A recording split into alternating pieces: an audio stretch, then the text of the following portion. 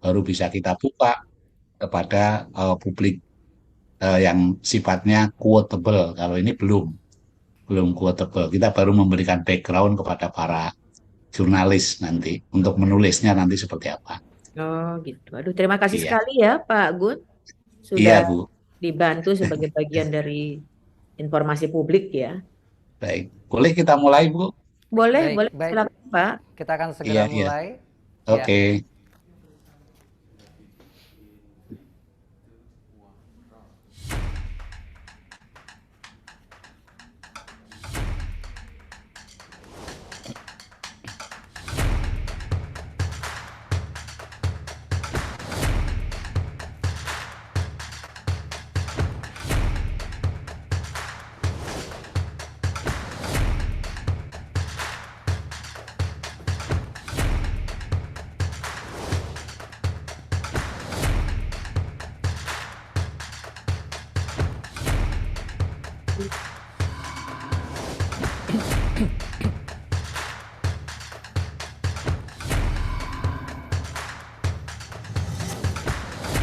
Forum Merdeka Barat 9, Fakta Bicara dari Lingkar Pertama. Fakta bicara dari lingkar pertama. Fakta bicara dari lingkar pertama.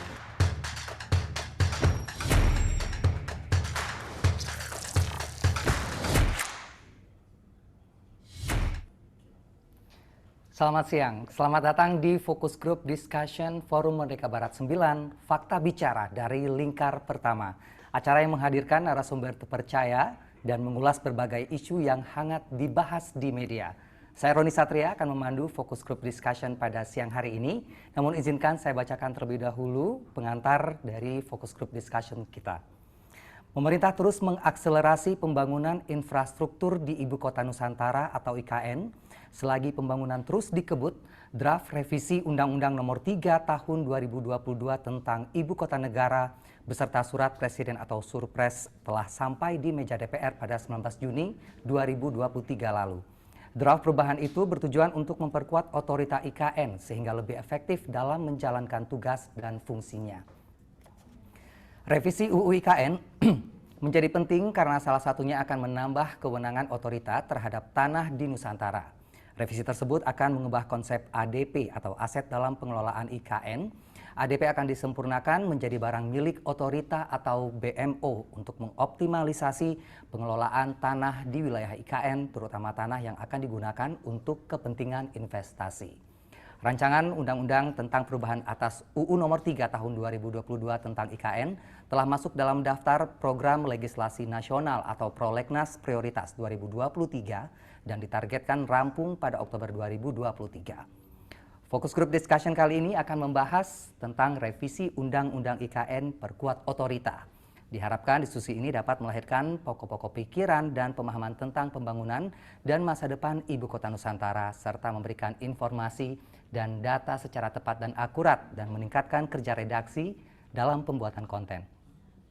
Baiklah, selanjutnya saya persilakan kepada Direktur Pengelolaan Media, Direktorat Jenderal Informasi dan Komunikasi Publik Kemkominfo, Bapak Nursodik Gunarjo, untuk membuka FGD kali ini. Silakan Bapak. Assalamualaikum warahmatullahi wabarakatuh. Salam Waalaikumsalam. sejahtera bagi kita semua. Om Swastiastu, Namo Buddhaya, salam kebajikan. Yang saya hormati narasumber FGD FMB 9 yang telah hadir bersama kita, staf khusus bidang pembangunan berkelanjutan Otorita IKN, Ibu Diani Setiawati. Selamat siang Pak. Assalamualaikum. Salam kenal Bu Diani. Salam kenal Pak Gun. Kemudian juga ada Pak Agus Tommy di sini. Selamat datang Pak Agus Tommy. Terima kasih kehadirannya dan juga jajaran Otorita IKN dan juga para pejabat dari kementerian lain mungkin yang ada yang hadir pada kali ini. Terima kasih atas kehadirannya. Yang kedua tentu saja kami hormati Bapak dan Ibu para pimpinan redaksi media dan juga para redaktur beserta FCD yang berbahagia. Pertama-tama tentu mari kita panjatkan puji syukur kepada Tuhan Yang Maha Esa karena sekali lagi kita bisa bertemu di dalam forum ini untuk mengikuti media briefing tepatnya ya, tapi lebih kepada FGD yang akan membahas secara tertutup tema yang akan kita angkat pada kali ini adalah revisi Undang-Undang IKN buat otorita. Rekan-rekan media dan Bapak Ibu sekalian, tadi sudah disampaikan bahwa pemindahan pusat pemerintahan dari DKI Jakarta ke Penajam Pasir Utara ini jelas tidak terlepas dari upaya negara untuk menjawab problema struktural dominasi perekonomian Indonesia yang secara spasial ini masih terkonsentrasi di Pulau Jawa atau kawasan barat lainnya. Nah, oleh karena itu upaya pemerataan ini juga dengan mempertimbangkan berbagai aspek, misalnya pertumbuhan penduduk dan keterbatasan dan daya dukung Pulau Jawa. Oleh karena itu, pemerintah memutuskan untuk memindahkan ibu kota negara ke Kalimantan. Nah, tujuan strategis yang hendak dicapai tentu saja adalah pemerataan ekonomi nasional supaya pembangunan ini tidak berkarakteristik Jawa sentris. Ya, akan terbangun keseimbangan pembangunan secara geografis terutama di kawasan timur Indonesia. Ini tujuannya itu. Tapi tentu saja ada juga aspek-aspek lain yang juga telah ditimbang secara matang bahwa pemindahan ibu kota ini juga akan berdampak positif terhadap bidang-bidang yang lain seperti sosial, budaya, politik dan juga pertahanan, keamanan. Kajian tentang itu tentu saja sudah dilakukan secara mendalam. Nah, Bapak dan Ibu, kebijakan pemindahan IKN ini kan telah ditetapkan melalui Undang-Undang Nomor 3 Tahun 2022 tentang Ibu Kota Negara yang menjadi kepastian hukum bagi keberlangsungan dan keberlanjutan pemindahan Ibu Kota Negara. Namun, tentu saja seiring pembangunan IKN yang tengah berlangsung sampai saat ini, ternyata memang muncul dinamika baru di lapangan yang kemungkinan ini memang belum terbayangkan sebelumnya ya, tetapi memang dinamika itu ada dan oleh karena itu untuk merespon hal tersebut Presiden Joko Widodo menginisiasi perubahan regulasi perundang-undangan terkait IKN. Pada 19 Juni 2023 lalu pemerintah telah menyerahkan draft revisi Undang-Undang Nomor 3 tahun 2022 beserta surat presiden atau surpres kepada DPR.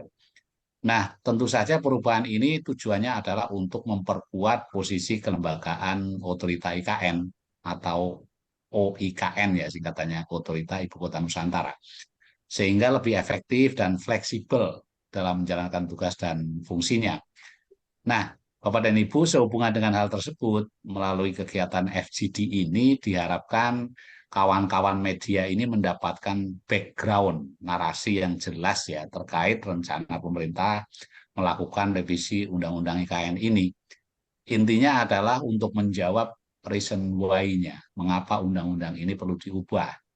Alasan ini penting untuk disampaikan secara objektif kepada publik untuk menghindari spekulasi negatif yang mungkin berkembang.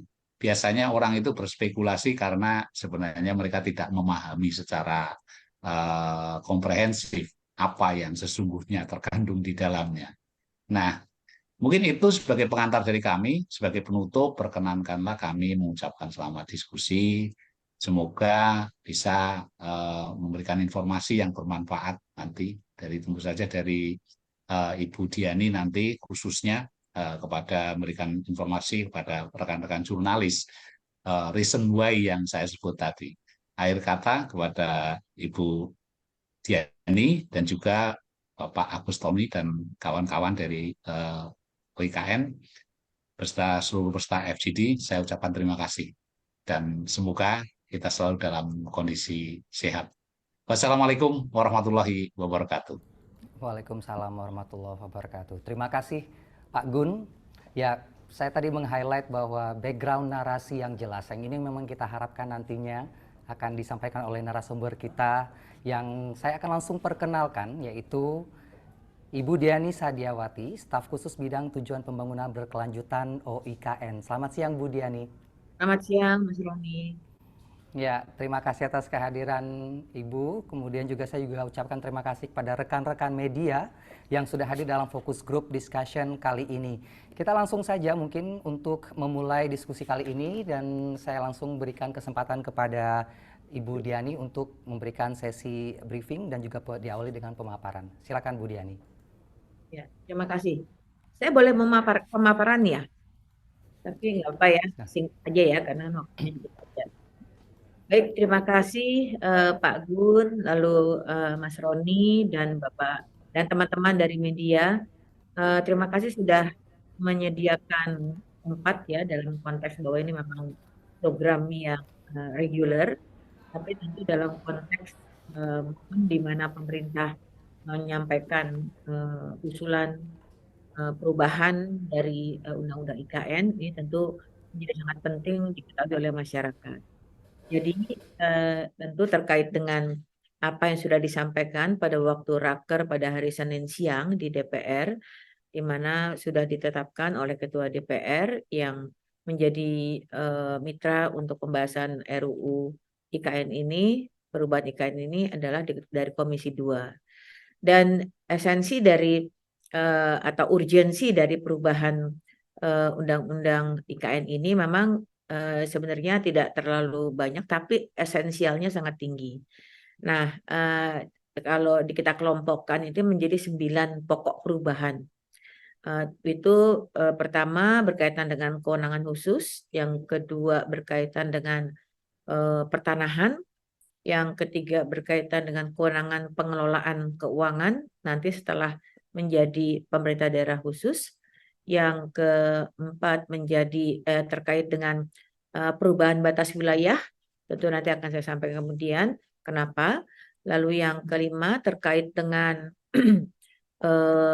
keberlanjutan, ya, keberlanjutan dari pembangunan IKN. Saya rasa semua juga mempertanyakan karena ini barengan juga dengan proses politik. Kita akan mempunyai presiden baru di tahun 2024. Lalu berkaitan dengan mitra kerja Otorita Ibu Kota Nusantara nanti dalam selanjutnya. Lalu yang selanjutnya terkait dengan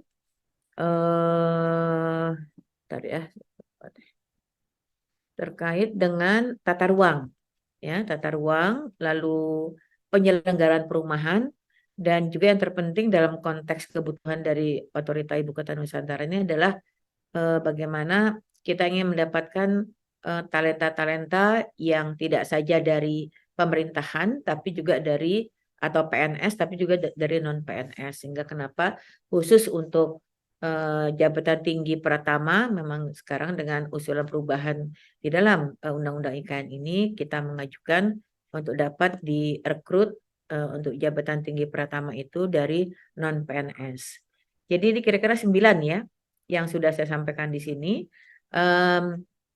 Tentunya dalam konteks 9 pokok ini saya ingin menekankan memang pertama 3 poin ya yang kelihatannya akan menjadi pembahasan yang cukup mendalam nanti pada waktu pendalaman di Panja yang rencananya akan dilaksanakan pada tanggal 11 September, tanggal 18 September, dan juga tanggal 19 September.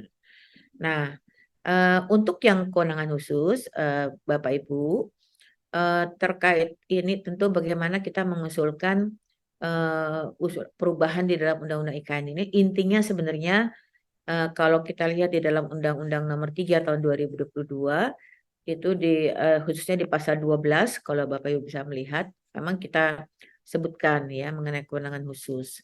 Tetapi dalam pelaksananya tadi kan sudah disampaikan ya. Kita tahu bahwa Undang-Undang Nomor 3 tahun 2022 ini ditetapkan pada tanggal 22 Februari tahun 2020 Februari tahun 2022. Dan sebulan setelah itu Bapak Presiden langsung mengangkat kepala dan wakil kepala otorita. Nah, tentunya akan beda rasanya ya. Jadi wakil kepala otorita baru diangkat, tapi undang-undangnya sudah jadi, pasti mau tidak mau harus segera cepat dipelajari. Dan sudah sangat cepat karena kita didukung oleh tim transisi yang baik itu dari teman-teman Bappenas yang memang dari awal mengawal dari penyusunan kajian mengenai pemilihan IKN sejak tahun 2017 sampai dengan ditetapkannya Undang-Undang IKN ini.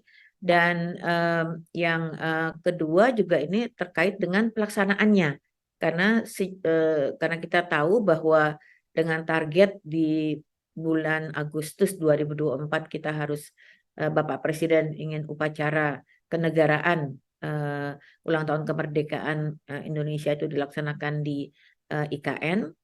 Tentunya langkah-langkah yang sudah dituangkan di dalam Undang-Undang 3 tahun 2022 terkait dengan master plan rencana induk, di mana sampai dengan 2045 ini kita akan punya 5 tahapan. Nah, dalam konteks tahapan yang pertama memang dari tahun 2022 sampai dengan 2024. Dan di sini tentunya langkah-langkah yang dilakukan sejak dari tim transisi sampai dengan saat ini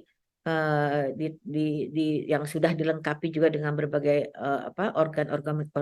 organ organisasi dari eselon 1, eselon 2 dan juga jabatan-jabatan fungsional ini sudah mulai bekerja. Dan ternyata ya dalam pelaksanaan ini di lapangan ini ada hambatan-hambatan yang memang akhirnya setelah kita mengumpulkan mengidentifikasi masalah yang ada, lalu kita mengajukan bahwa kebutuhan dari Otorita Ibu Kota Nusantara untuk mengajukan perubahan Undang-Undang IKN ini menjadi sangat urgent. Tadi ada 9 pokok perubahan dan kewenangan khusus ini sebenarnya dalam pelaksanaannya itu dikaitkan dengan masih mungkin ya masih belum dipahaminya sebenarnya dengan luasan delineasi 256142 hektar ini, maka kewenangan otoritas sesuai dengan Undang-Undang 3 tahun 2022 ini menjadi sangat spesifik ya. Jadi memang dari awal kita membahas sudah disepakati ini merupakan undang-undang yang lex spesialis dari semua undang-undang yang ada, termasuk juga Undang-Undang Nomor 23 tahun 2014 tentang pemerintahan daerah.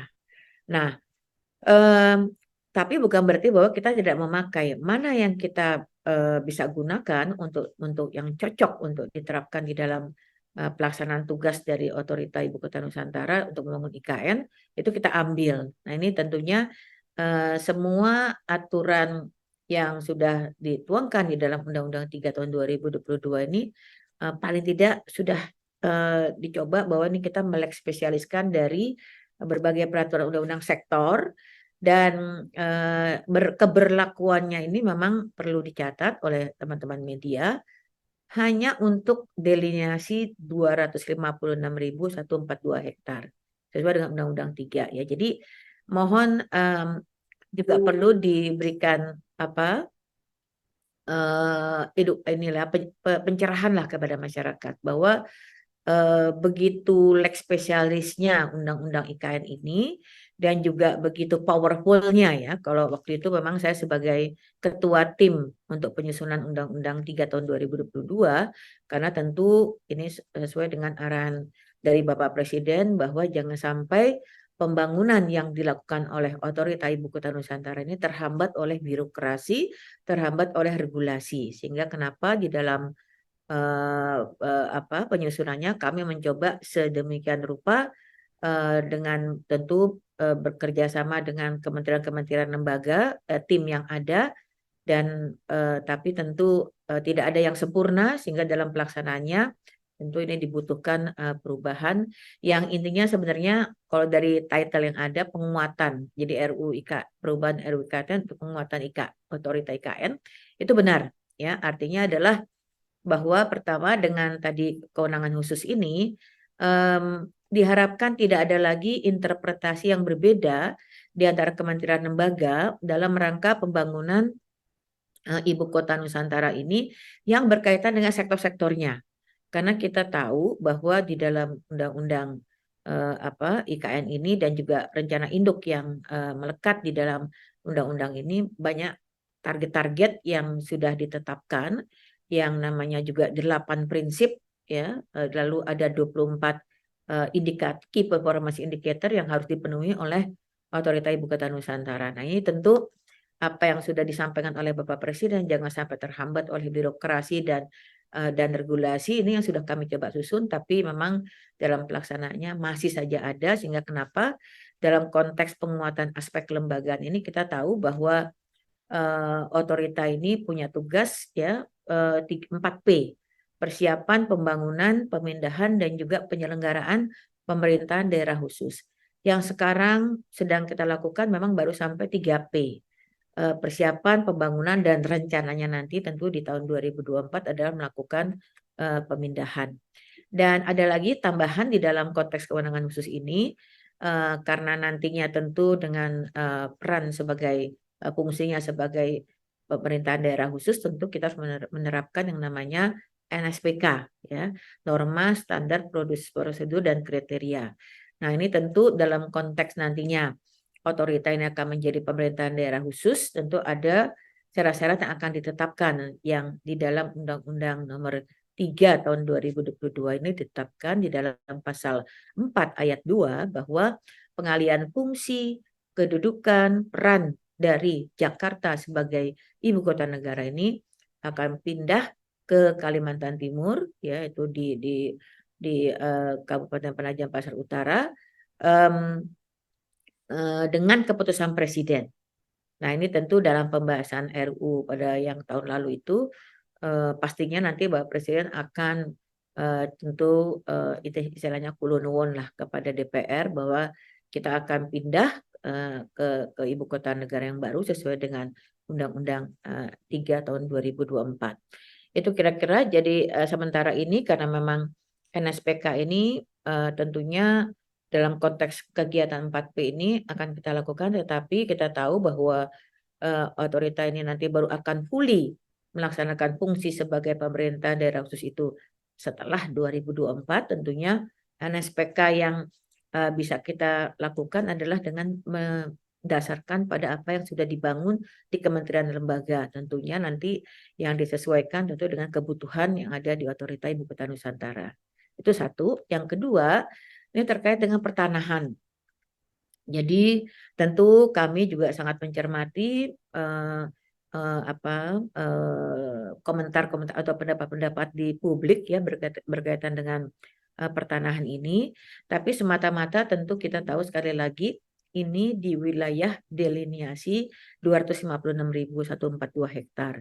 Dan urgensinya kenapa? Karena di sini kita ingin bagaimana mengatur hak atas tanah atau kepemilikan dari penguasaan tanah masyarakat, itu tambahan. Jadi kita tahu di dalam Undang-Undang 3 tahun 2022 itu ada yang namanya barang milik negara, ada yang namanya barang milik otorita, BMO, dan sekarang kita tambah dengan tanah milik masyarakat. Karena dari pelaksanaan di lapangan ini kita melihat bahwa kita tahu tanah milik masyarakat tentunya yang bersertifikat, dan tentu kita wajib untuk memberikan penghormatan kepada pemilik tanah yang memang sudah benar mempunyai hak milik ya. Tentu ini kita tahu di dalam Undang-Undang Nomor 5 tahun 60 tentang UPA bahwa hak milik adalah hak yang tertinggi gitu ya. Nah, ini tentu dengan perubahan ini kita juga ingin untuk mengakomodir isu-isu pertanahan yang muncul ya. Jadi memang pada waktu tim transisi pun sudah banyak persepsi-persepsi yang kelihatannya dari masyarakat ini seolah-olah pemerintah atau otorita melakukan penyerebutan tanah ya.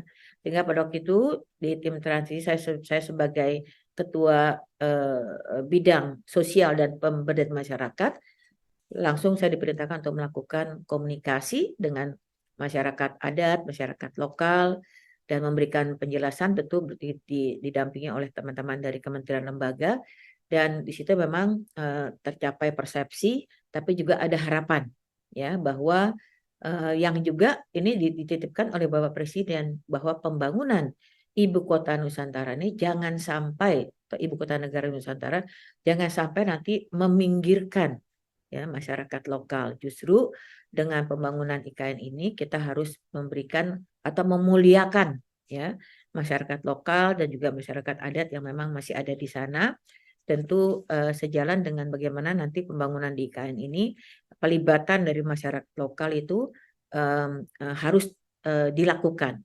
Dan saya sebagai ketua bidang pada waktu itu, bidang sosial, memang langkah-langkah yang sudah dilakukan. Saya ingat itu bulan Juni ya 2022, kita sudah lakukan berbagai pelatihan-pelatihan, dan pelatihan ini kita tanya dari masyarakat. Jadi Bapak Ibu tentu bekerja sama dengan dari aparatur pemerintah daerah di sana, dengan kecamatan, kira-kira apa sih yang Ibu butuhkan, keahlian apa yang Ibu inginkan dalam rangka untuk nanti mengantisipasi pembangunan di IKN. Sehingga beberapa kegiatan-kegiatan pemberdayaan masyarakat sudah dilakukan, dan sampai dengan saat ini memang sekitar 400 masyarakat lokal sudah dilatih ya, dan bahkan kita kerjasama dengan Balai Latihan Kerja Samarinda, dan itu sudah mendapatkan sertifikasi BNSP.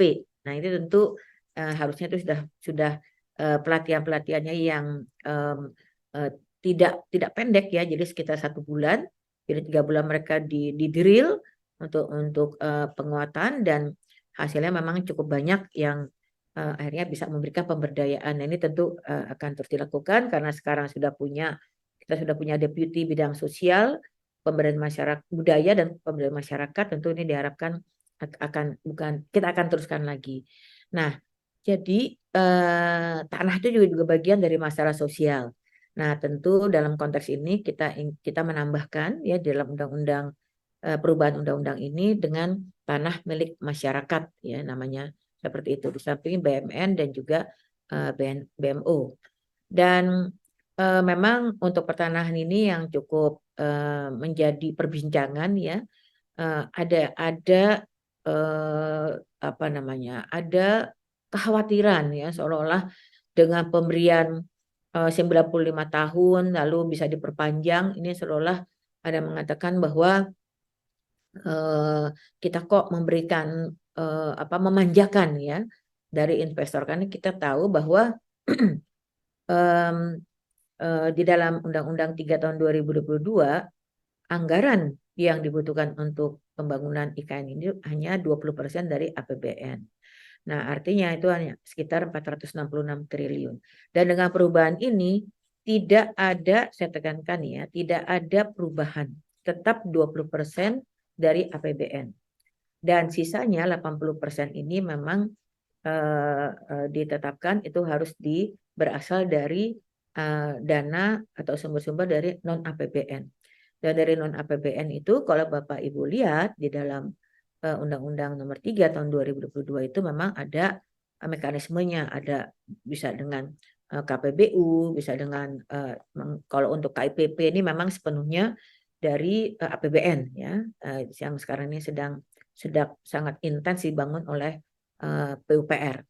Nah, tapi untuk yang ke depan tentu otorita IKN ini perlu bekerja memutar, mencari cara-cara bagaimana supaya banyak investor yang berminat untuk menanamkan atau ikut berpartisipasi dalam pembangunan di IKN.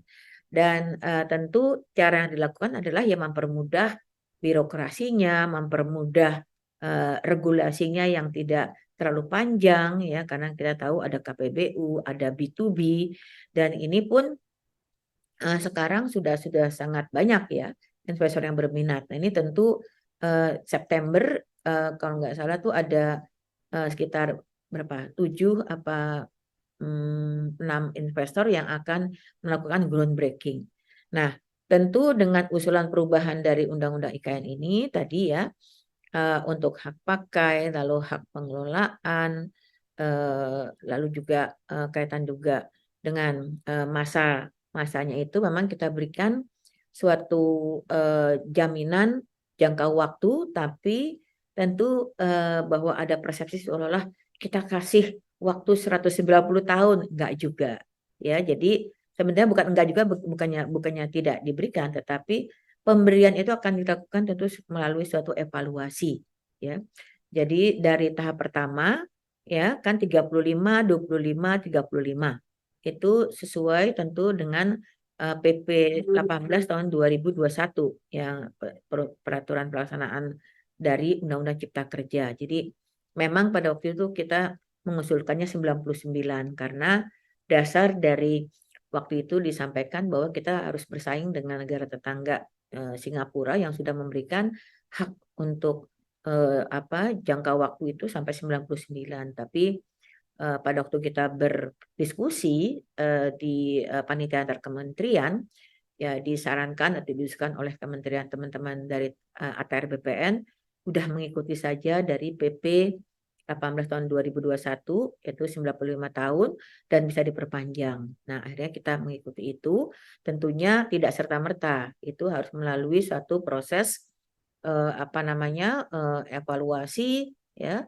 Lalu terus tentu dengan langkah-langkah yang ketat ya, dan ini tentu otorita akan membuat tahapan-tahapan itu sebelum kita mengatakan oke ini bisa diperpanjang ya. Jadi mohon ini dapat juga disampaikan bahwa kita tidak serta-merta memberikan jangka waktu sampai dengan 190 tahun. Itu untuk HGU. Lalu untuk HGB ini 80 tahun dan juga dapat diperpanjang 80 tahun, tapi ini pun juga tadi sama mekanismenya melalui satu proses evaluasi dan tahapan-tahapan yang itu nanti akan ditetapkan oleh dengan peraturan kepala otorita. Demikian juga untuk hak pakai. Jadi intinya itu ya terkait dengan masalah pertanahan. Lalu yang juga cukup signifikan menurut kami ya terkait dengan pengelolaan keuangan. Jadi kita tahu bahwa di dalam definisi dari Undang-Undang 3 tahun 2022 ini kan otorita ini adalah pemerintahan daerah khusus yang setingkat dengan kementerian. Nah, jadi ini hybrid ya istilahnya. Saya rasa dari pengalaman saya selama ini model pemerintahan yang hybrid ini kayaknya baru di Indonesia, di dunia ini baru Indonesia ya. Nah, ini tentu juga sejalan dengan apa yang disampaikan oleh Bapak Presiden bahwa di pembangunan di IKN ini merupakan Indonesia X ya, Indonesia eksperimen. Tapi eksperimennya tentu tetap berdasarkan evidence base ya. Tentu pada pertimbangan yang rasional berdasarkan data-data yang ada. Nah, jadi tentu dengan pengelolaan keuangan ya di dalam yang kami usulkan karena pastinya di dalam tahap pertama dari 2022 sampai dengan 2024 ini memang kita masih melakukan 3P yang nanti akan terakhir 3P adalah pemindahan. Nah, tapi tentu kita harus sudah antisipasi bagaimana nanti otorita Ibu Kota Nusantara itu setelah menjadi pemerintahan daerah khusus tapi juga punya peran sebagai kedudukannya sebagai kementerian lembaga. Karena di dalam konteks pembangunan ini kan mohon juga sampaikan jangan diartikan bahwa hanya sampai 2024 karena undang-undang sudah jelas mengatakan bahwa tahapan pembangunan di otorita Ibu Kota Nusantara pembangunan IKN ini melalui 5 tahap ya. Jadi sampai dengan 2045, 2022 2024, 2025 2029, 2030 2034, 2035 2039. Jadi itu 5 tahap yang tentu sampai dengan nanti 2045. Nah, untuk itu tentunya harus ada kejelasan bagaimana nanti setelah otorita ini menjadi pemerintah daerah khusus yang nanti akan ditetapkan sangat tergantung kepada keputusan Presiden sebagaimana ditetapkan dalam pasal 4 ayat 2, maka perubahan Undang-Undang IKN ini juga harus segera mengantisipasi. Dan dalam konteks ini tentunya yang tadinya otorita ini hanya menggunakan anggaran APBN ya, jadi otorita itu sesuai dengan Undang-Undang Keuangan Negara itu kan kalau sebagai pengguna APBN dia sebagai pengguna barang dan pengguna anggaran gitu, karena tentu kita masih dalam proses di tingkat pusat ya untuk membangun atau persiapan dan pembangunan. Tetapi tentu dalam konteks nanti setelah menjadi Pemdasus kita sudah berdiskusi panjang dengan teman-teman Kementerian Keuangan dan akhirnya disepakati bahwa dalam konteks nanti peran dari otorita IKN sebagai Pemdasus ini dan juga sekaligus sebagai kementerian lembaga, maka mekanismenya itu disebutkan dengan namanya transfer IKN Ya, transfer IKN itu isinya adalah anggaran yang tetap dari pemerintah pusat yang digunakan untuk membangun 3P itu, ya 3P, karena tentu pemindahan ASN ini juga bertahap ya, tidak semuanya pindah sesuai dengan apa namanya, karena pemindahan ASN itu tentunya harus disesuaikan juga dengan hunian. Nah, ini tentu harus ada, kita juga terus berkoordinasi dengan Kementerian PUPR dan juga dengan Menpan yang akan tentu memindahkan manusia itu kan tidak hanya sekedar memindahkan, tapi bagaimana supaya mereka juga siap untuk pindah dengan segala yang akan disediakan di Ibu Kota Nusantara ini. Jadi intinya dengan pengelolaan keuangan ini, Otorita Ibu Kota Nusantara ini akan mendapatkan tadi transfer ke IKN, dan kita juga namanya kita punya anggaran pendapatan dan belanja IKN, ya. Dan juga di sini di dalam usulan perubahan ini kita mengajukan bahwa dalam konteks kewenangan otorita ini menjadi pengelola keuangan, ya. Memang saya lihat di media itu bahwa seolah kewenangan Kementerian Keuangan hilang gitu ya. Ini kayaknya nggak gitu-gitu banget ya, karena kan kita tetap dalam NKRI. Tapi dalam konteks pengelolaan di deliniasi 256142 hektar ini ada lex spesialisan dari atau ada kekhususan kepada Otorita Ibu Kota Nusantara ini untuk mengelola keuangannya, karena kita tahu bahwa otorita ini sesuai dengan rencana induk hanya diberikan pengelolaan yang benar-benar nanti bisa untuk pembangunan itu 25%. 75% itu harus terbuka hijau. Jadi karena ini sudah ditetapkan dalam undang-undang, nggak bisa lagi Otorita Ibu Kota Nusantara ini lalu melampaui dari apa yang ditetapkan dalam undang-undang. Pasti menyalahi. Dan 75% itu memang 65 itu adalah terbuka hijau ya. Jadi benar-benar nanti untuk hutan lindung yang yang 65, yang 10% itu adalah untuk ketahanan pangan, jadi untuk perkebunan yang tentu tetap bisa nanti diberdayakan tentu untuk dengan bersama masyarakat di IKN yang akan tentu kita harapkan akan bersama-sama yang merupakan perpaduan dari pendatang maupun yang lokal. Jadi itu keuangan. Yang barang, jadi kita juga mengusulkan di dalam perubahan Undang-Undang IKN ini, yang tadinya Otorita Ibu Kota Nusantara sebagai pengguna saja, nah ini sekarang diusulkan menjadi pengelola. Dan tadi disebutkan oleh Mas Roni, jadi ADP itu bukan tadi disebutkan aset dalam pengelolaan, tapi aset dalam penguasaan ADP. Nah, jadi dengan usulan perubahan ini kita menyampaikan bahwa nantinya dalam konteks Pemdasus ini, Otorita Ibu Kota Nusantara ini akan bisa mengelola aset dalam penguasaan itu yang disebut sekarang kita menyebut sebagai barang milik otorita atau BMO gitu ya.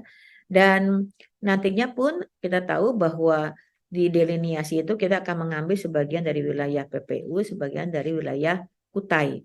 Dan tentu di sana ada barang milik daerah. Nah, ini tentu akan ada koordinasi tentunya dengan Kementerian Keuangan, dengan otorita, lalu dengan pemerintah daerah setempat untuk nanti mendata mana-mana yang nanti dari BMD ini akan masuk ke dalam apakah nanti barang milik otorita atau nanti menjadi BMN. Itu akan diputuskan kemudian ya setelah nanti sudah menjadi Pemdasus.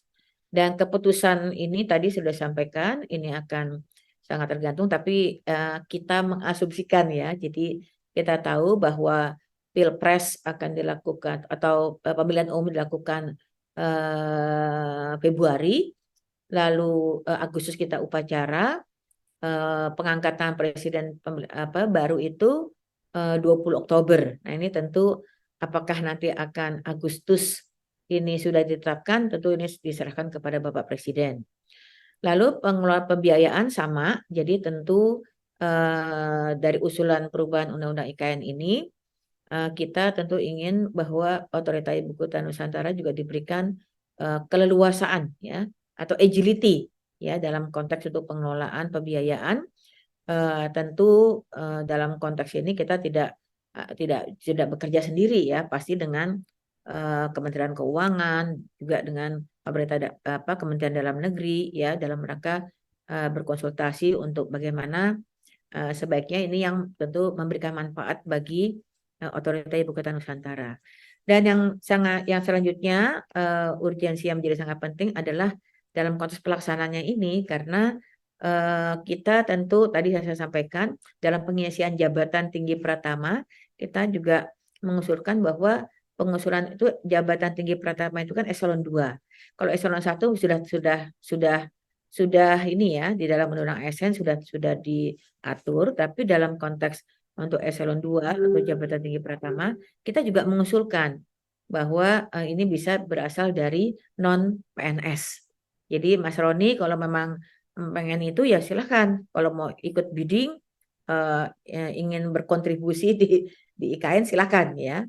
Jadi ini sudah terbuka untuk itu ya, dan ini tentu kombinasi dari PNS dan non PNS ini diharapkan akan dapat memperkuat ya, karena ada yang saya rasa dua-duanya profesional, tapi tentu ada pengalaman-pengalaman di lapangan yang pasti dimiliki oleh teman-teman dari non PNS yang akan juga memperkuat ya pelaksanaan dari 4P di Otorita Ibu Kota Nusantara ya.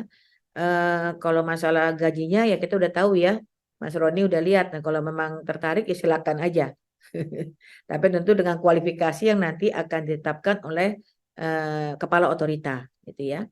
Dan selanjutnya ini sebenarnya cukup signifikan karena tadi juga sudah disampaikan oleh Pak Gun berkaitan dengan lingkungan. Jadi ada usulan untuk ini tentu hasil kajian dari Bappenas ya, jadi mengenai batas wilayah. Jadi tadi sudah saya sampaikan di dalam Undang-Undang 3 tahun 2022 itu kita ada delineasinya 256.142 hektar. Tapi setelah kita mendalami ternyata ada yang perbatasan itu yang berkaitan dengan lingkungan, dengan habitat di sana di Pulau Balang. Nah di situ memang ada banyak pesut ya. Jadi pesut itu ya tentu tetap harus kita pertahankan, bahkan kita tingkatkan. Nah di sini tidak mungkin juga kalau dari yang sering disampaikan oleh pimpinan, tidak mungkin pesut itu KTP-nya IKN, lalu satu lagi KTP-nya pemerintah daerah PPU misalnya ya. Nah jadi tentu akhirnya disepakati bahwa kita keluarkan wilayah untuk delineasi yang terkait dengan bagaimana supaya kita tetap menjaga habitat lingkungan di sana, lalu kita serahkan kepada pemerintah daerah. Jadi tentu ada konsekuensi dari perubahan pengurangan wilayah, tapi tentu kepentingan yang besarnya adalah bagaimana supaya kita tetap menjaga lingkungan ya atau habitat di sana. Dan juga tidak saja lingkungan habitat, tapi juga menghindari wilayah pemukiman yang terpotong, karena dari peta yang ada memang ada sebagian wilayah penduduk yang akan menjadi masuk ke IKN juga masuk ke dalam di luar dari IKN. Nah ini tentu jangan sampai nanti untuk meminimalisir konflik sosial, nah akhirnya kita keluarkan semua sehingga tentu insya Allah tidak akan ada suatu gejolak-gejolak sosial ya, karena sudah kejelasan bagi mereka sudah terlihat dengan adanya pengalihan semuanya ada menjadi di wilayah dari pemerintah daerah PPU. Dan juga terkait tentu dengan bagaimana kita untuk mempercepat pelayanan publik yang ada di wilayah delineasi yang sudah dilimpahkan, sudah dialihkan kepada pemerintahan daerah di sana. Yang selanjutnya, yang keenam, urgensinya adalah terkait dengan perumahan. Jadi tentu kaitannya dengan perumahan ini pasti menjadi esensial ya, dimanapun rumah itu menjadi satu sarana yang sangat penting, apalagi di sana kita pertama pasti ada masyarakat lokal, tapi tentu dalam konteks di delineasi itu bagaimana kita menata kembali. Jadi tentu kita belajar dari pengelolaan pemerintahan di DKI Jakarta yang memang kita tahulah semuanya ya sudah begitu padat terus ekonomi juga tertumpu di sini. Jadi tentu apa yang menjadi kebijakan dari Bapak Presiden bagaimana supaya menjadi dari Jawa sentris menjadi Indonesia sentris. Salah satunya tentu berkaitan dengan bagaimana nantinya di IKN ini kita akan lebih tidak saja sebagai pusat pemerintahan tapi juga sebagai pusat ekonomi ya di masa depan. Dan tentu tidak terkait dengan itu, salah satunya adalah perumahan. Dan untuk terkait dengan perumahan ini, bagaimana di dalam usulan perubahan Undang-Undang IKN ini kita ingin memberikan juga bagaimana kemudahan kepada investor untuk percepatan pembangunan hunian. Karena kita tahu sampai dengan 2045 itu jumlah penduduk di wilayah IKN itu hanya sekitar 1,7 sampai 1,9. Nggak boleh lebih dari itu. Kalau enggak, ya nanti akan mengalami kepadatan lagi, terus tentu ini akan mengalami lagi hal-hal yang sebagaimana di ibu kota besar, ibu kota yang ibu kota metropolitan gitu ya. Nah tujuannya tentu dengan bagaimana kita memberikan kemudahan bagi investor perumahan, kita untuk memberikan pengaturan atau pengalihan kewajiban hunian berimbang dan percepatan pembangunan. Intinya adalah bahwa kita tahu bahwa kepada pengembang ini kita memang sesuai aturan kita memberikan kewajiban bagi pengembang untuk melakukan hunian berimbang ya. Nah, ternyata dari hasil konsolidasi, hasil koordinasi dengan Direktorat Jenderal Perumahan banyak sekali kewajiban-kewajiban dari pengembang yang belum dipenuhi ya. Nah, ini kita mengambil kesempatan bagi pengembang yang masih punya hutang ya untuk membangun hunian berimbang ini di Ibu Kota Nusantara. Ya, jadi tentu ini dengan memperhatikan arahan dari Otorita Ibu Kota Nusantara yaitu berdasarkan rencana detail tata ruang ya. Dan juga kita akan menggunakan di dalam usulan perubahan undang-undang ini adalah penggunaan dana konversi hunian berimbang untuk percepatan pembangunan perumahan di IKN. Tentu mungkin Bapak teman-teman juga sudah tahu di dalam IKN itu ada 9 wilayah pengembangan ya. Jadi sudah ada juga Perka Otorita Ibu Kota Nusantara dengan mengenai 9 dari RDTR. Tapi tentu sesuai dengan tahapan kita baru pada tahap pertama yaitu di KIPP, itu nanti akan kita lanjutkan di wilayah-wilayah di luar KIPP. Selanjutnya di perubahan yang ketujuh usulannya adalah mengenai tata ruang. Jadi urgensinya bahwa memang sampai ditemukan bahwa ada penggunaan lahan yang tidak sesuai dengan tata ruang. Dan penggunaan tata ruang ini, penggunaan lahan yang sesuai dengan tata ruang itu tentu perlu dilakukan penataan. Kita melihat bahwa kita tahu bahwa sudah ada Undang-Undang 26 tahun 2007 ya tentang penataan tata ruang. Nah ini tentu bagaimana kita sesuaikan dengan situasi dan kondisi yang ada di Ibu Kota Nusantara, bagaimana kita melakukan penataan ulang sehingga sesuai dengan KSN kawasan strategis nasional, KSN ATR apa sih? Apa Pak Agus Tommy?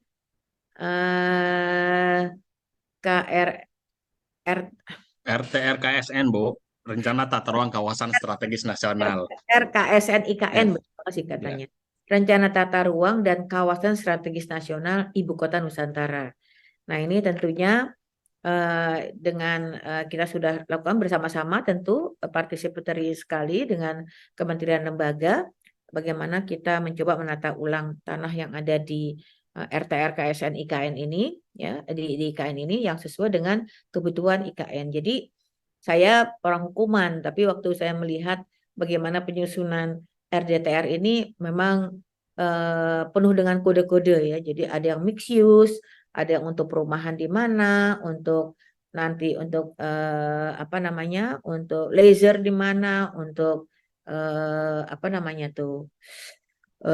orang untuk berolahraga seperti apa itu sudah diatur semua. Jadi saya rasa kita seperti ya kalau mau dikatakan bahwa wilayah yang di 256 ini memang betul ada penduduknya, tapi tentu ada wilayah di mana ada bagaimana kita menggambarkan di dalam RTR KSN IKN ini dan juga dalam RDTR-nya ini pengaturan yang tentu pasti lebih baik lagi dari yang sudah ada gitu ya, dan ini juga kita usulkan. Yang selanjutnya yang terakhir mitra kerja otorita, tentu kita tahu bahwa ini kaitannya juga dengan pemerintah daerah khusus, pastinya yang kita usulkan adalah mitra kerja di otorita ini adalah komisi yang membidangi pemerintahan ya, jadi komisi 2 itu. Jadi nanti komisi 2 ini yang akan melakukan pengawasan, yang melakukan koordinasi dengan otorita Ibu Kota Nusantara. Dan yang terakhir sekali mengenai jaminan keberlanjutan.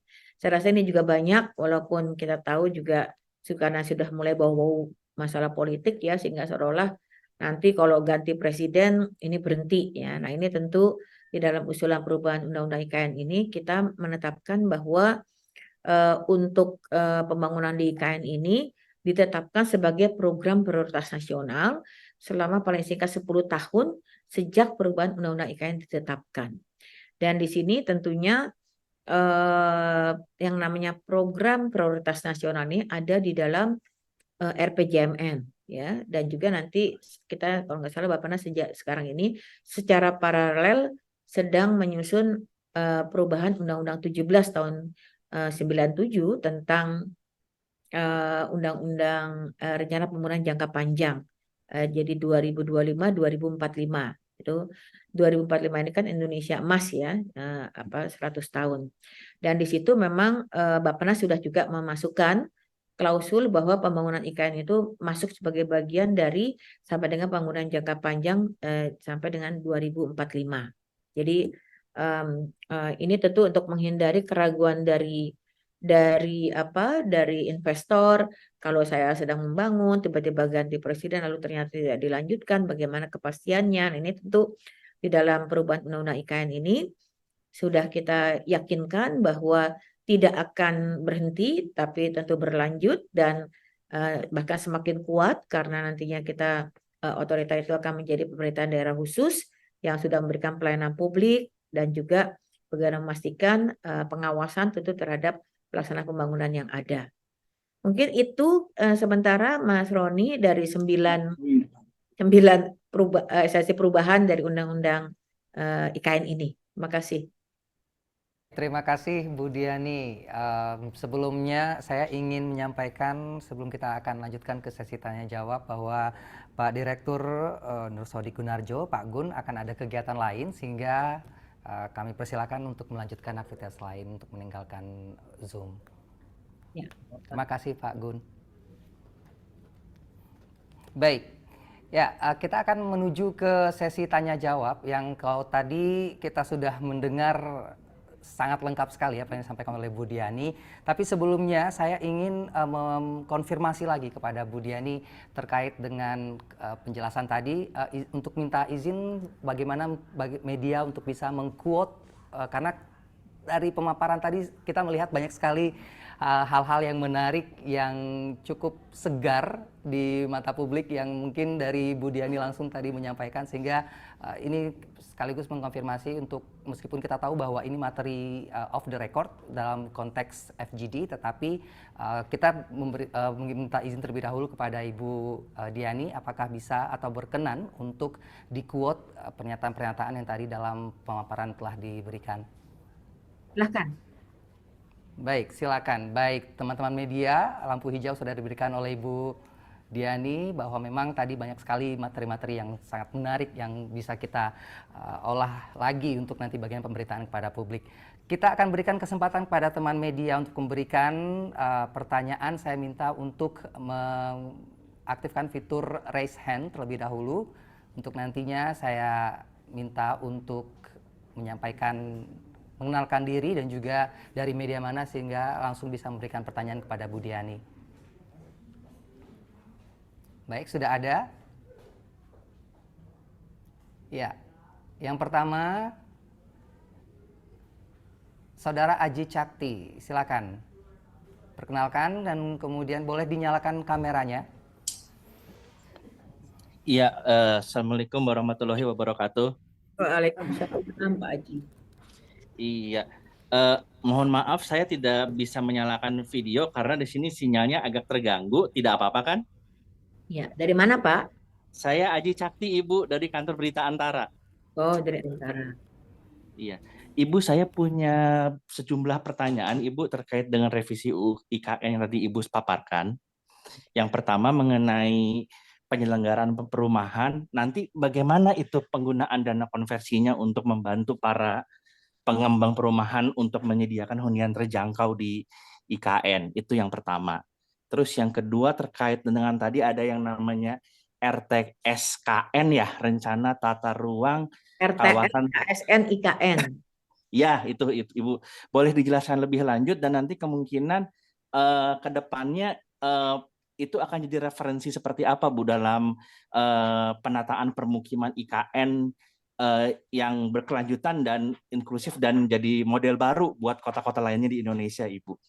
Terus yang terakhir adalah mengenai masuknya IKN sebagai proyek strategis nasional. Nah, itu nanti akan membuka peluang apa saja, Ibu, terkait masuknya IKN sebagai PSN ini selama 10 tahun ke depan. Terima kasih, Ibu. Ya, langsung aja. Silakan Bu Diani. Oke. Apa namanya? Saya minta bantuan mungkin dari ini kalau untuk yang masalah dana konversi ini sangat teknis sekali ya. Tetapi tentunya yang ingin diharapkan dari pengaturan mengenai bank ini adalah tadi ya mengalihkan dari kewajiban-kewajiban tadi ya pengembang ke IKN. Nah, dana konversi ini kalau Bapak Ibu lihat di dalam usulan dari perubahan undang IKN ini, nanti penggunaan dana konversi ini tentu akan berkoordinasi dengan Kementerian PUPR ya, karena memang yang menjadi penanggung jawab untuk bidang perumahan itu kan ada Direktur Jenderal Perumahan. Tapi bagaimana dana konversinya, saya mohon nanti dari teman-teman otorita yang lain ya bisa memberikan penjelasan. Nah, untuk yang RTR KSN IKN ya, apa sih kira-kira yang yang membedakan? Nah, ini tentu kita tahu ini harus disejalankan dengan visi dari IKN itu sendiri, Pak Aji. Jadi kita tahu bahwa ada 3 visi Indonesia, visi dari Ibu Kota Nusantara ini. Pertama adalah IKN itu harus menjadi kota dunia untuk semua dan kota yang berkelanjutan. Ya. Lalu yang kedua itu akan menjadi super hub ekonomi di masa depan. Yang ketiga untuk mewujudkan kembali keberagaman dan identitas nasional. Jadi tentu ini namanya juga ibu kota negara ya. Jadi bukan hanya betul daerahnya di Kalimantan, tetapi tentu kita harus memperlihatkan bahwa Ibu Kota Nusantara itu harus memperlihatkan juga identitas nasional ya yang tentu sangat berkaitan juga dengan bagaimana kita memadukan ya Bhinneka Tunggal Ika itu untuk digambarkan di dalam IKN ini. Nah, jadi kaitan dengan ini juga kita tahu bahwa di dalam IKN ini nanti akan menjadi smart city, green city, ya, lalu dengan penggunaan juga teknologi yang ramah lingkungan, gitu ya. Lalu juga akan punya target kemana-mana 10 menit, ya. Jadi di dalam otorita ibu kota, di dalam IKN itu tidak boleh ada mobil publik itu atau mobil individu itu masuk ke sana, tetapi akan disediakan parkir. Ya, mereka akan diparkir di tempat ya tentu yang sudah ditetapkan di dalam RDTR, lalu mereka harus menggunakan transportasi publik yang sudah disediakan, bahan bakarnya juga hidrogen ya. Jadi benar-benar nantinya tentu di dalam ibu kota, di dalam KIPP ya tentu di IKN ini tidak ada polusi ya. Jadi tentu juga kemarin juga sudah disampaikan akan ada taksi terbang gitu ya, karena kita juga sudah mulai membahas ini dengan Hyundai dari Korea. Jadi itu kira-kira dengan RTR KSN IKN yang tentu harus diisi dengan apa yang sudah atur di dalam rencana induk ya. Tentu dalam konteks nanti otorita itu Ibu Kota Nusantara sebagai apa, tentu akan dilihat dari tahapan-tahapannya. Dan tadi juga di dalam rencana di tata ruang itu saya melihatnya memang sudah sangat tertata, dan tentu konsistensi dari penataan di dalam rencana tata ruang KSN IKN ini tentu sangat tergantung kepada perencanaan dan juga pengadaan tanah yang akan dilakukan di kawasan IKN ini. Kira-kira seperti itu. Lalu untuk yang mengenai jaminan keberlanjutan proyek strategis nasional, tadi Pak, tadi jawabnya pertanyaannya Pak Haji mengenai PSN. Bagaimana peluang-peluang yang akan dihadirkan usai pembangunan IKN ini masuk menjadi proyek strategis nasional selama 10 tahun ke depan, Ibu? Oke, jadi pertama kita memastikan bahwa paling singkat 10 tahun itu tetap harus ada keberlanjutan jaminannya. Dan tentu sampai dengan terwujudnya tujuan pembangunan di IKN ya, yaitu sampai dengan 2045. Lalu peluang-peluangnya sebenarnya sangat banyak ya. Kita tahu bahwa sekarang ini kita baru fokus di mana? Di KIPP tahap pertama.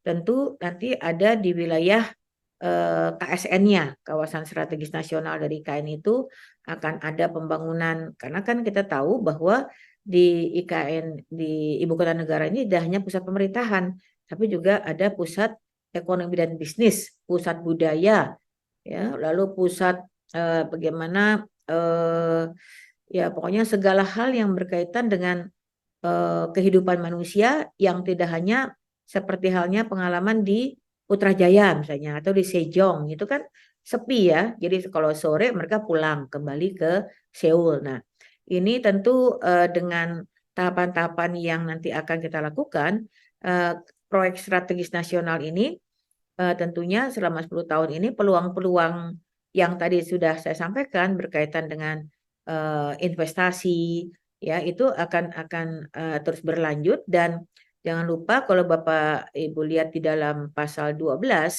itu ada yang namanya daerah mitra ya. Jadi daerah mitra ini tentu otorita Ibu Kota Nusantara sangat terbuka bagaimana juga definisi mengenai daerah mitra ini adalah daerah-daerah tertentu yang punya keterkaitan dengan pembangunan di Ibu Kota Nusantara. Lalu dan di situ tentu penetapan dari daerah mitra yang tentu nanti akan dikaitkan dengan proyek strategis nasional ini akan ditetapkan dengan peraturan kepala otorita. Jadi peluang-peluangnya tentu sesuai dengan perencanaan yang sekarang ini sedang dilakukan oleh Deputi Pendanaan dan Investasi, tapi dalam konteks ini tentu sejalan dengan prioritas yang akan ditetapkan sesuai dengan perencanaan tata ruang dan lokasi pertanahan yang ada. Jadi memang kami di internal otorita ini kita selalu berkoordinasi ya antar deputi, apa yang harus nanti kita perlakukan dengan nanti menjadi proyek strategis nasional. Kita tahu PSN itu kan sudah ada. Nah, penetapan kapan ini nanti proyek-proyek yang akan masuk dalam PSN tentu ini akan disejalankan dengan kebutuhan dari otorita Ibu Kota Nusantara. Jadi kalau tadi ditanya peluangnya banyak, besar ya, itu silahkan nanti bisa disampaikan ke media bahwa siapapun berhak untuk bisa untuk melakukan berkontribusi di dalam pembangunan di IKN. Dan ini nanti mana yang masuk dalam PSN, mana yang tidak, tentu nanti dalam pelaksanaannya setelah nanti otorita menjadi pemerintah daerah khusus akan diatur kemudian gitu ya. Jadi begitu Pak Haji ya untuk yang proyek strategis nasional. Mudah-mudahan bisa menjawab ya, bisa memperjelas. Kalau enggak nanti kita bisa one on one. Nanti bisa kita Pak Haji bisa perdalam nanti dengan teman-teman OIKN. Saya udah minta sebenarnya teman-teman dari kedeputian lain untuk hadir supaya bisa memberikan penjelasan karena mereka kan yang tahu nih di lapangan ya. Tapi arahnya tentu dengan bagaimana nanti paling singkat itu 10 tahun tentunya menjadi PSN ini pasti ya. Jadi peluang-peluang itu pasti akan ada. Tentu nanti bagaimana caranya ini tentu akan dilakukan juga upaya langkah-langkah untuk melakukan apa namanya promosi ya. Apa saja nanti akan direncanakan karena sekarang ini kita akan meluncing PSS ya untuk perizinan berusaha maupun yang non perizinan berusaha. Tentu di sini akan jadi sangat baik bagi siapapun yang ingin berinvestasi itu untuk melihat peluang apa saja nanti yang bisa dikembangkan di dalam proses pembangunan ibu kota Nusantara. Untuk dana konversi saya mohon izin cari informasi dulu ya Pak Aji daripada saya salah. Presentasinya seperti apa? Begitu Pak Aji? Baik Ibu, siap. Terima kasih banyak Ibu atas Baik. waktu dan jawabannya. Terima kasih. Baik, iya, memperdalam nanti terima kasih juga Bu Diani tadi sudah membuka peluang juga bagi media yang ingin memperdalam lebih lanjut bisa one on one nantinya. Saya mungkin akan bergeser ke pertanyaan dari grup chat. Terima kasih Pak Aji sekali lagi. Dari Esther Nuki, Investor Trust. OIKN sudah mengantisipasi adanya proses politik pergantian pemerintahan pada 2024. Hal ini tentunya juga mempengaruhi animo investor yang kabarnya sebelumnya banyak investor Tiongkok tertarik. Namun kini mereka juga sedang ditimpa ekonomi, Tiongkok memburuk dan sektor propertinya ambruk atau bermasalah. Lalu apa saja poin-poin revisi undang-undang tersebut yang dapat memberi daya tarik agar investor besar berminat dan dari negara mana investor penggantinya jika minat investor besar Tiongkok surut? Terima kasih. Silakan Bu. Itu aja ya. Jadi Ya. memang kebiasaan ya Pak ya kalau memang sudah mau ganti presiden pasti kalau investor itu wait and see gitu ya. Ini gimana ininya. Nah ini tentu sejak penyusunan Undang-Undang 3 tahun 2022 itu kita sudah mengantisipasi bagaimana kepada investor itu tetap punya jaminan kepastian hukum ya. Walaupun nanti ada perpindahan dari presiden yang lama ke yang baru ya. Nah ini tentu bagaimana untuk menarik investasi kita sudah punya Ibu Esther PP 12 tahun 2022 ya 2023 maaf PP 12 tahun 2023 tentang pemberian perizinan berusaha, kemudahan berusaha dan fasilitas penanaman modal bagi pelaku usaha di Ibu Kota Nusantara. Dan juga terkait yang PP yang sudah ditetapkan yaitu PP nomor 27 tahun 2003 tentang kewenangan khusus dari Otorita Ibu Kota Nusantara. Jadi sebenarnya PP 27 ini perintah dari pasal 12 dari Undang-Undang 3 tahun 2022. Tapi dalam perkembangannya sekaligus aja kita lakukan penguatan kelembagaan dari Otorita IKN dan bahwa nanti dengan undang-undang perubahan undang-undang IKN ditetapkan maka PP-nya sudah bisa jalan. Jadi tentu ini akan menjadikan kesiapan ya otorita once dari undang-undang yang ditetapkan, perubahan undang ditetapkan, kita udah bisa jalan ya, bisa lari lah paling tidak seperti itu. Lalu untuk yang PP 12 tahun 2023 sangat banyak ya insentif yang diberikan, perizinan ya, tentu ada hal-hal yang memang di-cut ya, jadi ada dipercepat, KPBU juga dipercepat, kita sudah punya Permen PPN Kepala Bappenas tentang KPBU di IKN dan juga dengan LKPP, Kementerian Keuangan, PMK, jadi semuanya sangat mendukung bagaimana upaya untuk memberikan kemudahan-kemudahan kepada investor. Jadi mohon bisa dilihat di sana ya. Jadi kemudahan-kemudahannya. Nah, yang saya bisa kasih contoh karena seringkali disampaikan adalah pemberian tax deduction ya untuk bagi mereka investor yang atau nanti ada lembaga-lembaga yang ingin memberikan apa namanya kontribusi ya, sumbangan. Nah, itu diberikan apa namanya tax deduction-nya itu 200% ya. Artinya adalah cukup banyak sebenarnya hal-hal yang menarik yang sudah diatur dalam pasal PP 12 tahun 2003 ini, baik untuk bagaimana perizinan berusaha yang nanti sudah akan kita masukkan di dalam OSS ya, OSS perizinan berusaha. Dan memang kalau dari pertanyaan yang disampaikan di dalam TOR ini yang berkaitan dengan apa namanya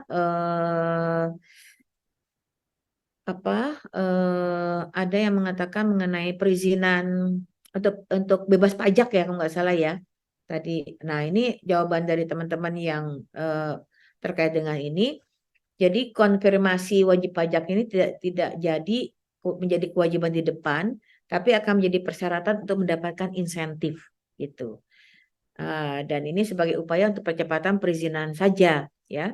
Nah, ini tentu dikaitkan tentu dengan PP 12 tahun 2023 ini tentang perizinan berusaha yang nanti tentu akan masuk di dalam OSS IKN.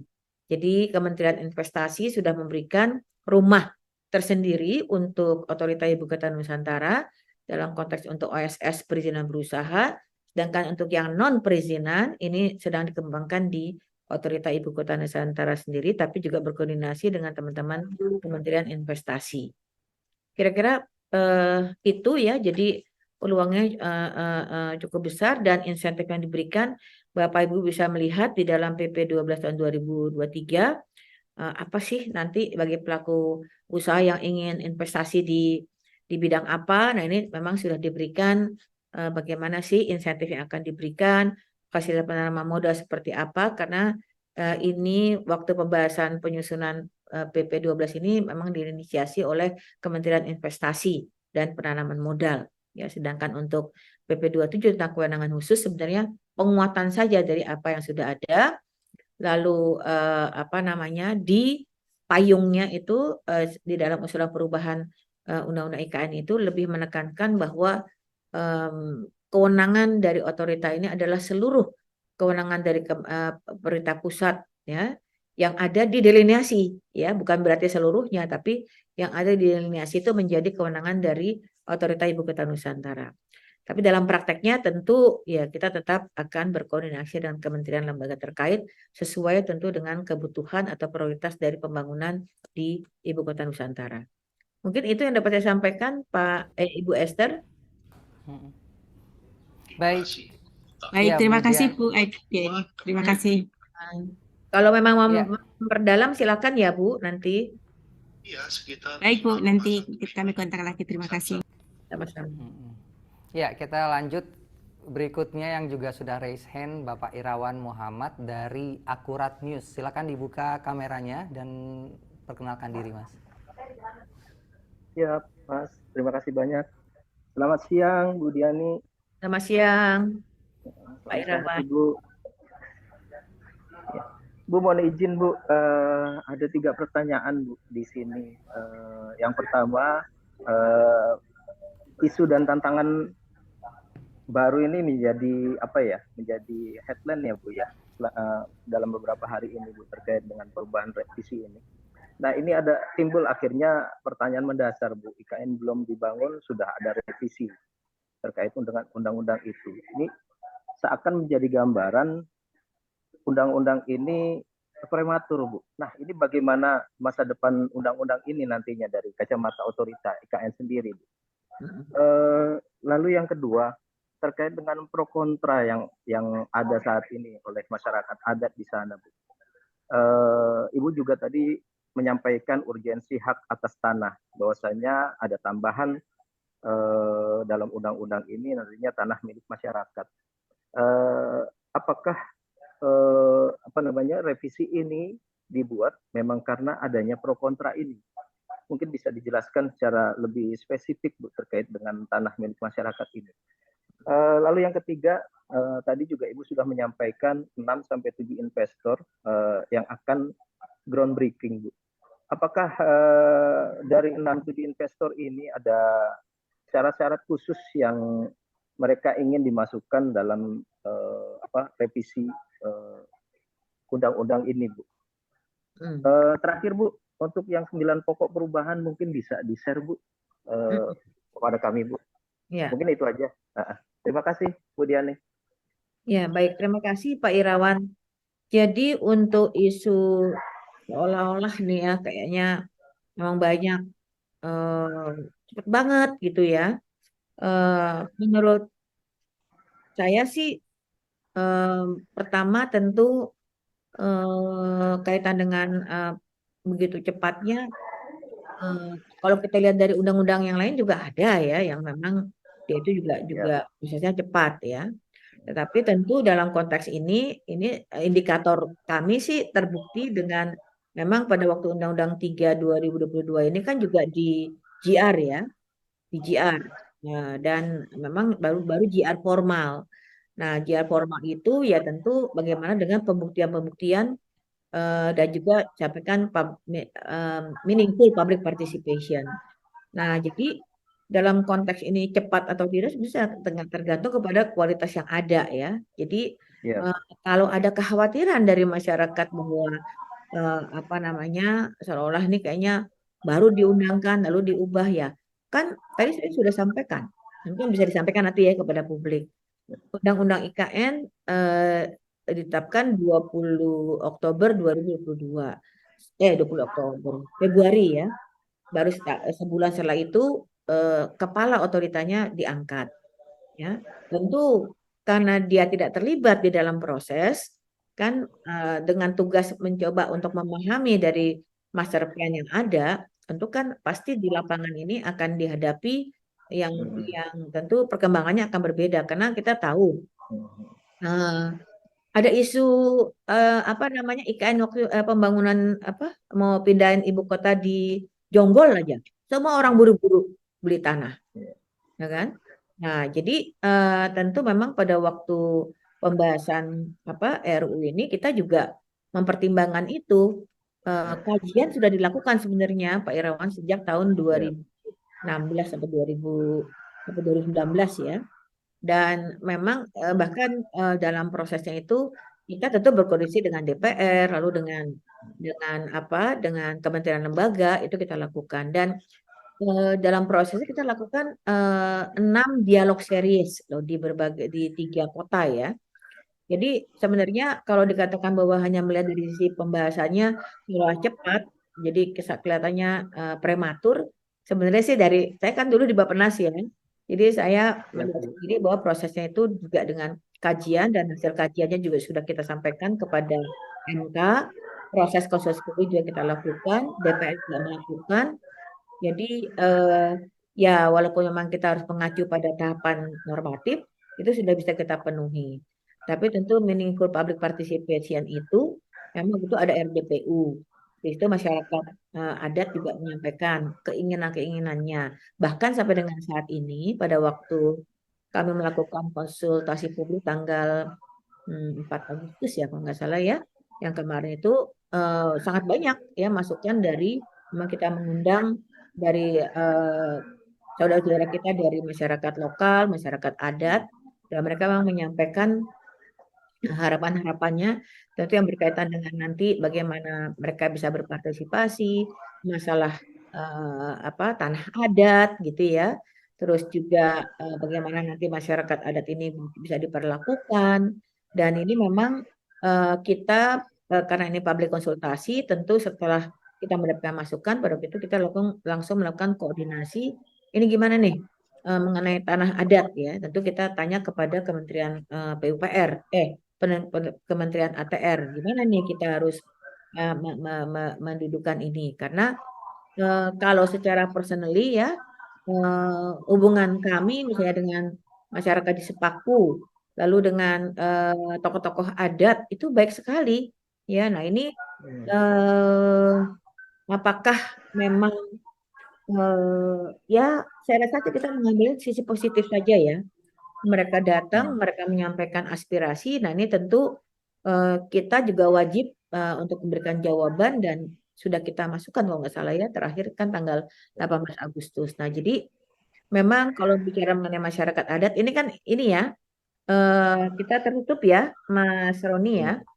Jadi mengenai masyarakat adat ini yang kita temui tentunya setelah kita petakan itu memang ada mereka yang sudah hidup berpuluh-puluh tahun gitu ya. Tapi mereka nggak tahu bahwa itu adalah tanah negara.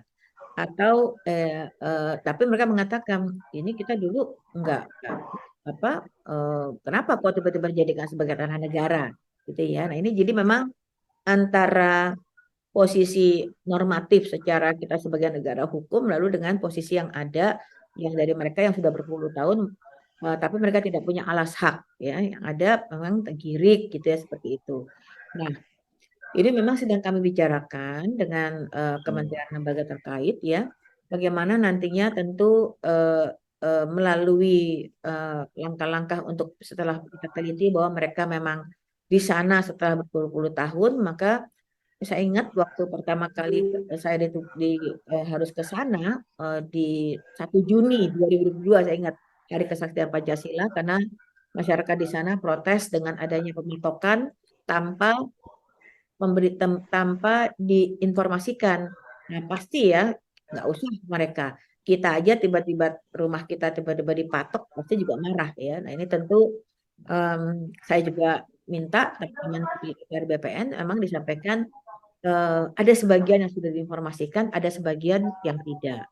Bahwa pematukan tanah masyarakat itu sebenarnya hanya lebih batas administratif. Tapi bahwa nanti ada proses yang masuk dalam perencanaan, tentu ini ada proses yang di dalam Undang-Undang IKN ini dengan pelepasan hak, lalu untuk kepentingan umum ya, lalu dengan ya itu dua itu yang memang kita lakukan. Nah jadi sebenarnya intinya tuh memang kita perlu untuk meningkatkan sosialisasi dan komunikasi. Nah ini memang kita memang harus terus melakukan langkah-langkah untuk meningkatkan komunikasi dan tentu kepada masyarakat karena kemarin juga pada waktu kita ke sana ya hari Senin itu Selasa kita mengundang juga dari tokoh-tokoh dari adat ya, dan mereka ternyata setelah saya bicara itu mereka mengatakan mereka tuh kayak ada yang memprovokasi gitu loh. Jadi sebenarnya nggak ada masalah ya, masyarakat di sana udah berukun, tapi ada yang memprovokasi nanti kalau ada IKN mereka akan diusir loh. Mereka tidak akan dapat pembagian apa-apa, pembebasan. Jadi ya itu case ya yang saya lihat ya yang kemarin dari Ibu Dahlia ya dari di Kecamatan Sepaku menyampaikan seperti itu. Nah, jadi tentu saya berpikir bagaimana sebenarnya upaya dari otorita IKN itu nantinya harus memperkuat masyarakat itu sendiri dengan informasi yang baik dan benar dari otorita gitu ya, sehingga mereka juga tidak gampang terprovokasi karena harus dihadapi bahwa ya kalau dibilang ada gula ada semut ya, tentu pembangunan di IKN pasti akan mengundang semua orang termasuk juga spekulan ya. Nah kalau udah begitu ya kita memang mau tidak mau juga harus menghadapi berbagai pihak ya Mas Irawan ya, karena apakah itu kepada masyarakatnya juga tidak diberikan informasi yang cukup sehingga mereka selalu mungkin curiga tapi juga tidak tahu kalau mau bertanya kemana. Nah ini tentu kami sudah berdiskusi di internal bagaimana nantinya tentu saluran informasi itu harus diberikan ya oleh otoritas kepada masyarakat tentu sehingga mereka pada waktu mendengar desas-desus atau hoax seperti itu mereka akan langsung bertanya kepada otorita, dan ini tentu akan disampaikan agar mereka juga tenang karena kalau cuma dari mulut ke mulut dengar sana sini pasti mereka juga akan resah. Nah jadi tentu baik untuk hak adat ya dan kita mengatakannya hak masyarakat tradisional.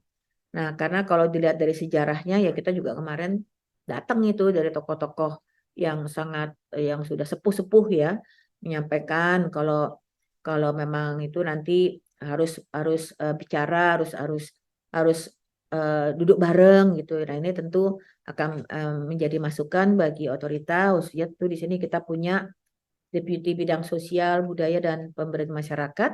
Tentunya ini akan menjadi masukan ke depannya, terutama nanti menjelang otorita itu akan menjadi pemerintah daerah khusus.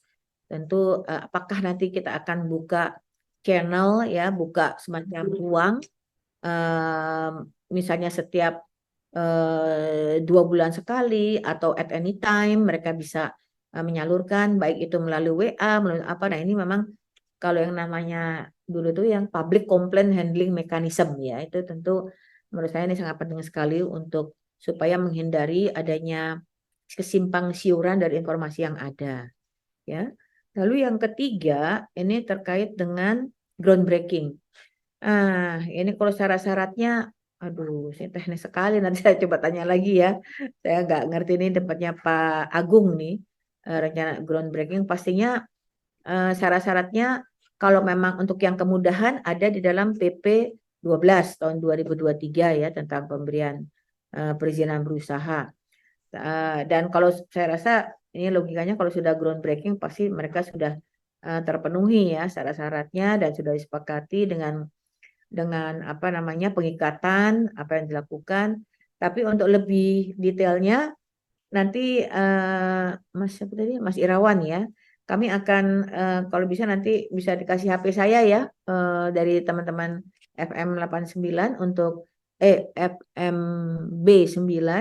Nanti nggak apa-apa apa namanya nomor HP saya di share sehingga nanti kalau ada pertanyaan yang belum memuaskan, karena ini penting menurut saya untuk publik ya, untuk bisa mendapatkan informasi yang benar yang sekarang ini memang sedang dilakukan di Otorita Ibu Kota Nusantara, terutama juga terkait dengan perubahan dari Undang-Undang IKN ini. Dan kami akan share 9 pokok perubahan ini apa namanya untuk teman-teman media sehingga tentu akan lebih akurat lagi ya dalam menyampaikan itu kepada publik. Gitu Pak Irawan. Tinggal satu PR-nya ya, satu mengenai dana konversi, satu lagi mengenai syarat dari groundbreaking. Tapi saya coba invite kalau memang ada teman-teman dari otorita yang sudah gabung sehingga bisa membantu menjawab ya daripada nanti setelah ini jadi lupa-lupa gitu ya. Pak Agus Tommy ada bisa minta tolong dari Bu Iin bisa nggak untuk join di sini? Baik Bu, saya coba hubungi Bu Iin ya. Bu Iin, untuk yang mengenai groundbreaking pasti itu bisa jawab sehingga semua juga nanti akan bisa mendapatkan informasi yang baik ya dari Otorita Ibu Kota Nusantara. Demikian. Baik Bu Diani, mungkin satu pertanyaan lagi terakhir yang akan saya bacakan di sini dari industri.co.id.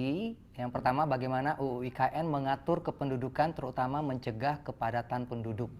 Yang kedua, IKN bakal menjadi magnet baru bagi pendatang terutama dari pedesaan. Bagaimana mencegah ini agar tidak terjadi seperti Jakarta atau Batam? Seperti apa Bu Diani? Ya, kalau masalah kependudukan, ini kan memang kita belum melakukan pelayanan publik ya. Jadi tentu ini nanti akan kita atur di dalam nanti setelah kita menjadi Pemdasus. Dan yang langkah sudah dilakukan adalah pemetaan jumlah penduduk yang ada di delineasi IKN ya. Tentu ini menjadi penting dan mungkin juga perlu saya sampaikan berkaitan dengan pemilu ya. Jadi kan kemarin juga cukup banyak diperdebatkan. Oh ini kayaknya saya serahkan kepada yang ininya ya, yang expertnya Mas Kus berkaitan dengan penduduk ini. Silakan Mas Kus ini adalah direktur di bawah Deputi Pengendalian Pembangunan. Ini ada pertanyaan bagaimana arah untuk pengaturan kependudukan Mas Kus. Silakan bisa bantu jawab. Baik, terima kasih Bu Diani. Bapak Ibu mohon izin terkait dengan kependudukan kami izinkan kami memberikan gambaran. Jadi untuk saat ini memang IKN dalam tahap proses persiapan pembangunan dan pemindahan ibu kota negara. Kita belum sampai pada tahap penyelenggaraan pemerintahan daerah khusus ibu kota Nusantara, sehingga pelayanan publik masih dilaksanakan oleh pemerintah daerah. Demikian juga dengan status kependudukan.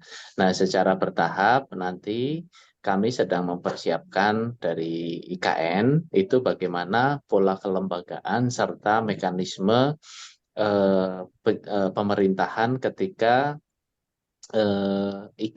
otorita IKN telah melaksanakan fungsi pemerintahan daerah khusus ibu kota negara. Hal itu akan terlaksana ketika Bapak Presiden secara resmi menerbitkan keputusan Presiden terkait dengan pemindahan status ibu kota negara dari Jakarta ke Nusantara. Jadi status kependudukan otomatis setelah adanya pemindahan keputusan terkait dengan pemindahan, itu status kependudukannya akan dilayani dan akan menjadi penduduk IKN. Jadi pelayanan publik pun akan dilaksanakan oleh otorita IKN. Begitu mekanismenya. Terima kasih Bu Deni. Ya, terima kasih Mas Kus. Jadi kalau Bapak Ibu lihat di dalam pasal 39 ya dari Undang-Undang 3 itu memang ada masa transisi. Jadi karena ini kita masih belum menyelenggarakan pemerintahan daerah khusus, untuk proses penyelenggaraan pemerintahan termasuk juga pemungutan pajak ini tetap dilakukan oleh pemerintah daerah kabupaten PPU gitu ya. Nah, nanti kalau sudah tadi keputusan di dalam pasal 4 ayat 2 ini dengan Kepres, maka tentu baru akan dihandle oleh otorita. Tapi untuk perizinan memang sudah menjadi kewenangan dari otorita ya, Mas Kus ya. Karena berkaitan dengan pembangunan. Ya, betul Bu, di dalam pasal 39 itu memang disebutkan bahwa pelayanan publik masih dilaksanakan oleh pemerintah daerah, Provinsi Kaltim, PPU, dan Kutai Kartanegara, kecuali perizinan pembangunan dalam rangka persiapan pembangunan dan pemindahan ibu kota negara. Jadi untuk perizinan itu memang dari sejak Undang-Undang Nomor 3 Tahun 2022 itu ditetapkan, itu yang terkait dengan perizinan yang terkait dengan proses 3P tadi sudah menjadi kewenangan otorita. Ya. Oke. Saya rasa clear ya. Dari siapa? Silakan. Ya, oke, kita menuju pertanyaan terakhir. Saya beri kesempatan kepada Raja Suhud, Saudara Raja Suhud dari Media Indonesia. Silakan dibuka kameranya dan memberikan pertanyaan. Ya, baik. Maaf saya sambil jalan. Ini aja Bu, kan memang salah satu revisi Undang-Undang IKN ini kan untuk mengakomodir berbagai tadi yang disampaikan ada beberapa kekurangan. Nah, tapi kan sekarang ini kelihatannya konstelasi politik agak berubah, Bu. Jadi kalau misalnya revisi Undang-Undang IKN ini deadlock, apakah berbagai macam proyek yang akan dijalankan ini masih akan bisa jalan gitu, Bu? Para investor masih akan tetap masuk? Atau seperti apa? Kira-kira ada nggak skenario dari otorita kalau misalnya revisinya agak terhambat gitu? Karena kan dengan konstelasi politik mungkin agak berubah, jadi untuk mendapatkan persetujuan revisi juga agak berat. Itu saja, terima kasih Bu. Terima kasih Pak Raja Suhud. Jadi pertama-tama kalau kami dari otorita harus positif, harus semangat ya. Jadi tentu dalam hal ini kita juga sudah berkoordinasi dengan teman-teman Badan Keahlian DPR untuk mencoba tentu secara awalnya memberikan penjelasan urgensi dari perubahan. Nah, suppose misalnya ini deadlock gitu ya. Nah, tentu di dalam Undang-Undang IKN yang 3 2022 ini kan sudah ada peraturan-peraturan pelaksanaannya. Kita sudah punya PP 17, punya Perpres 62 sampai 65 ya. Ini memang bisa berjalan. Tetapi tentunya yang menjadi concern kita itu adalah prosesnya yang menjadi tidak cepat gitu loh. Karena ada birokrasi-birokrasi yang dengan nanti otorita itu menjadi pemerintah daerah khusus, maksudnya sih harus minta izin lagi ke pusat misalnya. Kan harusnya dengan delineasi yang 256 itu kewenangan itu sepenuhnya ada di pemerintah daerah khusus dari IKN ini gitu. Jadi jalan-jalan, tapi tentunya tidak secepat kita bisa berlari ya, karena pertama tentu kita tahu 20% itu APBN hanya 20%, sisanya kan 80%. Nah, bagaimana untuk mempercepat ya 80% ini, tapi tentu dengan akuntabilitas ya. Dan ini kita sudah sediakan nih 2 PP yang menurut kami ini di dalam PP yang sudah ada ini sebenarnya kita bisa lari kencang, tapi ada di dalam PP ini yang memang kita perlu dikuatkan lagi di dalam undang-undang sebagai payung gitu loh.